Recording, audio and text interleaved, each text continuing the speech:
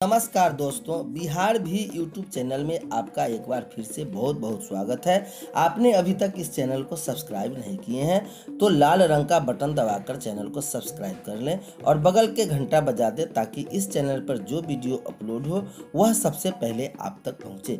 हाँ दोस्तों, लाइक ज़रूर कर देंगे क्योंकि आपके लाइक करने से ही हमारे मेहनत का फल मिलता है। तो आइए जानते हैं इस वक्त की पटना समेत अन्य जिलों की सबसे बड़ी खबर क्या आ रही है। विधान परिषद से नियोजित शिक्षकों के लिए बड़ी खुशखबरी आ रही है। मुख्यमंत्री नीतीश कुमार की उपस्थिति में विधान परिषद में शिक्षा मंत्री ने ऐलान किया कि बिहार के सभी नियोजित शिक्षकों के वेतन में 1 अप्रैल 2021 से 15% यानी लगभग 5,000 रुपये प्रति माह की बढ़ोतरी होने जा रही है, जिससे कि बिहार के 4.5 लाख नियोजित शिक्षकों का वेतन अब 35,000 से 40,000 रुपये प्रति माह का फायदा होगा। आगे हम लोग महंगाई को देखते हुए इन नियोजित शिक्षकों के वेतन में बढ़ोतरी करते रहेंगे। विधान परिषद सदन में उन्होंने कहा कि आज मैं यह घोषणा करता हूं कि बिहार के नियोजित शिक्षकों को पढ़ाई के अलावा किसी भी काम में नहीं लगाया जाएगा और इससे जबरदस्ती कोई अतिरिक्त काम नहीं लिया जाएगा। बिहार में 37,000 शिक्षकों की बहाली का रास्ता साफ हो गया। 25,270 पद माध्यमिक शिक्षकों के लिए है जो भरे जाएंगे।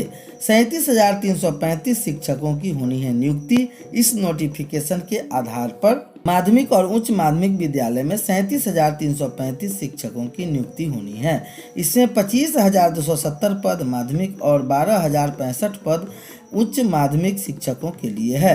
7 साल बाद STET हुआ था, जिस कारण से उम्र सीमा में छूट दी गई थी।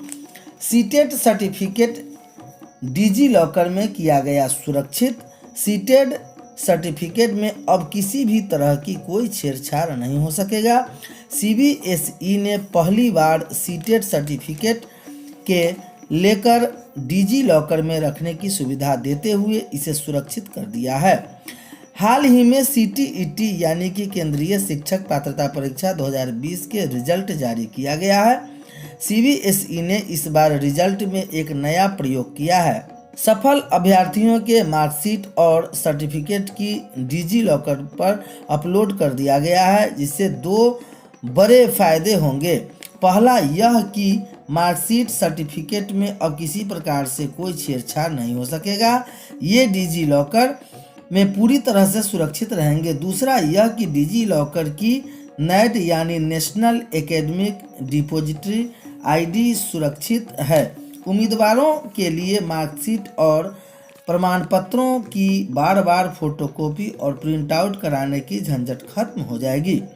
नौकरी, दाखिले और साक्षात्कार के समय अक्सर अभ्यर्थियों के दस्तावेज का वेरिफिकेशन करना पड़ता है। इस दौरान कई अभ्यर्थियों के सर्टिफिकेट के साथ जालसाजी और दस्तावेजों के साथ छेड़छाड़ जैसी घटनाएं सामने आती रही है। अब ऐसा आसानी से नहीं हो सकेगा। विशेष QR कोड से स्कैन कर देख सकेंगे सर्टिफिकेट। सीटेट के सफल अभ्यर्थी स्कोर बोर्ड और CTET के प्रमाण पत्र डिजी लॉकर से डाउनलोड कर सकेंगे। CBSE की ओर से डिजी लॉकर पर इसे अपलोड कर दिया जाने के बाद अभ्यर्थियों के मोबाइल नंबर पर इनकी सूचना और लॉगिन डिटेल भेजी जाएगी। सुरक्षा को ध्यान में रखते हुए CTET मार्कशीट और प्रमाण पत्र पर एक विशेष QR कोड दिया गया है। इस कोड के माध्यम से अपनी पहचान प्रमाणित करनी होगी और तभी सर्टिफिकेट देख सकेंगे। डिजिटल प्रक्रिया से एप्लीकेशन शुरू, 9 से ट्रेनिंग। मुजफ्फरपुर 1 मार्च से डिजिटल प्रक्रिया के तहत CBSE ने एप्लीकेशन और अपग्रेडेड की शुरुआत कर दी है। हालांकि स्कूल अब भी इस प्रक्रिया से अनजान है। विधानसभा सरकार राजकीय पुस्तकालय नीति लाएगी। राज्य के पुस्तकालयों की स्थिति को बेहतर करने के लिए राज्य सरकार राजकीय पुस्तकालय नीति बनाएगी। शिक्षा मंत्री विजय कुमार सिन्हा ने गुरुवार को बिहार विधानसभा में इसकी घोषणा की। उन्होंने कहा कि सरकार चाहती है कि पुस्तकालयों की स्थिति सुधरे और इस दिशा में नीति बनकर काम करने को योजना है। विधायक सुदामा प्रसाद के ध्यानाकर्षण और महबूब आलम के पूरक के जवाब में शिक्षा मंत्री ने कहा कि बिहार में फिलहाल 3 प्रकार के सेंट्रल लाइब्रेरी राजकीय और अराजकीय वर्गीकृत कुल 49 पुस्तकालय हैं। राजकीय पुस्तकालयों के लिए स्थापना व वेतन मद में 10 करोड़ की राशि दी गई है। नए पुस्तकालय की स्थापना की न कोई योजना है और न कोई प्रस्ताव। श्री चौधरी ने कहा कि गुणवत्तापूर्ण शिक्षा में पुस्तकालयों की महत्ता से इनकार नहीं किया जा सकता।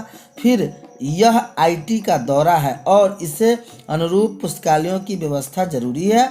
विधायक सुदामा प्रसाद द्वारा केरल में कुल बजट का 3% पुस्तकालयों पर खर्च किए जाने के बाबत शिक्षा मंत्री ने कहा कि ऐसी कोई आधिकारिक जानकारी नहीं है। मंत्री ने सदन के आश्वस्त किया कि जब राजकीय पुस्तकालय नीति बनेगी तो विधायकों से भी इसको लेकर सुझाव लेंगे। उन्होंने महबूब आलम के पूरक प्रश्न पर कहा कि राज्य सरकार कभी प्रखंड स्तर पर पुस्तकालय चलाती है, ऐसी सूचना सरकार के पास नहीं है। सरकारी कर्मियों को प्रमोशन के लिए करना होगा अभी इंतजार। मंत्री श्रवण कुमार ने कहा, हाई कोर्ट के निर्णय से इस पर रोक लगी है। वरिष्ठ अधिवक्ता इसको लेकर सुप्रीम कोर्ट में पक्ष रखेंगे। कहा, राज्य सरकार प्रोन्नति प्रारंभ करने के लिए प्रयासरत है। बिहार के सरकारी कर्मियों को अभी प्रमोशन के लिए और इंतजार करना पड़ेगा। राजद विधायक डॉक्टर रामा अनुज प्रसाद के ध्यानाकर्षण सूचना पर प्रभारी मंत्री श्रवण कुमार ने गुरुवार को विधानसभा में कहा कि मामला कोर्ट में होने की वजह से प्रोन्नति को लेकर फैसला नहीं किया जा रहा है। सुप्रीम कोर्ट ने यथास्थिति बनाए रखने का आदेश दिया है। कोर्ट का निर्देश मिलने तक राज्य सरकार द्वारा इस पर निर्णय लेना संभव नहीं है। मंत्री ने कहा कि राज्य सरकार अपने कर्मियों को प्रोन्नति का लाभ देना चाहती है। प्रोन्नति प्रारंभ करने को लेकर प्रयासरत है। 11 अप्रैल 2019 तक प्रोन्नति दी जा रही थी। इसी बीच अरविंद कुमार बनाम राज्य सरकार मामले में पटना हाई कोर्ट ने इसे आदेश से अवमानना माना। कोर्ट ने यथास्थिति बनाए रखने को कहा। बिहार में महाधिवक्ता से इस मामले में राय ली गई। उनकी सलाह पर सुप्रीम कोर्ट में वरिष्ठ व विद्वान अधिवक्ता राज्य सरकार का पक्ष रखेंगे। अगली सुनवाई की तिथि और कोर्ट का निर्णय आने तक प्रमोशन देना न्यायोचित नहीं होगा। 12 को सदन स्थगित रखने की भाजपा की मांग का राजद का समर्थन। शिवरात्रि की छुट्टी को लेकर 11 मार्च को विधानमंडल की कार्यवाही नहीं होगी। 13 से 14 को क्रमशः शनिवार व रविवार के चलते बैठक नहीं होगी।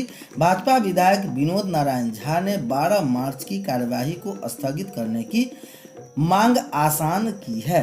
कहा कि बीच में सिर्फ एक दिन 12 को सदन खुला रहने से सदस्यों के क्षेत्र जाने आने में कठिनाई होगी।